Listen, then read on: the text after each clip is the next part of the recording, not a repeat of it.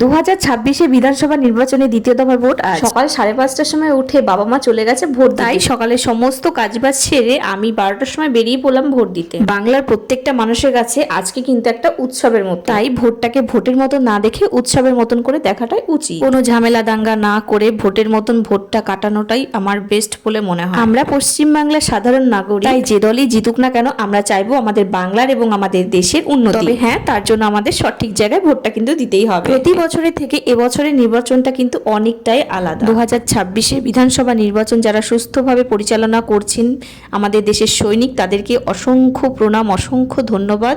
তাদেরকে ধন্যবাদ দিয়ে হয়তো আমার ছোট করা হচ্ছে, তো তারা আছে বলে আমাদের এই ভোটটা কিন্তু খুব ভালোভাবে কাটছে।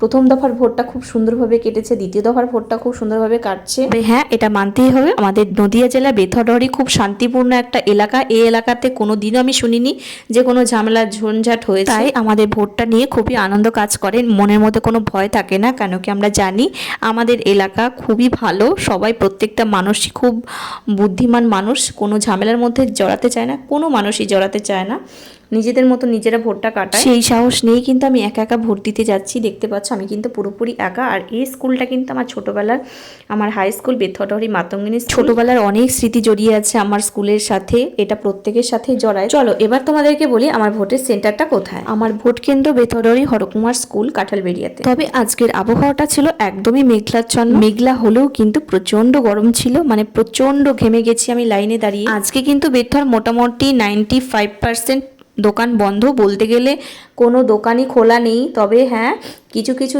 দোকান আছে যেগুলো একদম না খুললেই না, সেই সমস্ত দোকানগুলোই খুলেছে। জানো তো আমাদের বেথরডহরিতে বালাজি আর সিদ্ধেশ্বরী পুরো পাশাপাশি। তবে হ্যাঁ, শপিং করতে গেলে যে কোথায় ঢুকবো সেটা কিন্তু আমি বুঝেই পাই না। বেথর থেকে যদি কোনো শপিং করা হয় সেটা কিন্তু সিদ্ধেশ্বরী থেকে কেনা হয়। সিদ্ধেশ্বরীর পাশাপাশি প্রাইমার, কসমো বাজার, সেখানেও কিন্তু আমরা যাই। জানো তো আজকে সকালে আমার সাথে একটা বড় একটা দুর্ঘটনা ঘটেছে, সেটা না হয় তোমাদেরকে অন্য কোনো একটা ভিডিওতে বলবো। প্রতিবারের থেকে এবারে ভোটের নিয়মটা কিন্তু পুরোটাই আলাদা। এখানে কিন্তু ফোন জমা দিয়ে তারপরেই কিন্তু সেন্টারের ভেতরে ঢুকতে দিচ্ছে। তবে আমার ফোনটা কিন্তু আমি যাত্রার হাতে দিইনি, আমি লক্ষ্মীদার কাছে ফোনটা দিয়ে তারপরে গিয়েছিলাম। দেখো আগেই বলে দিই, এত টাকার ফোন আমি তো যাত্রার হাতে দিতে পারি না, তাই না?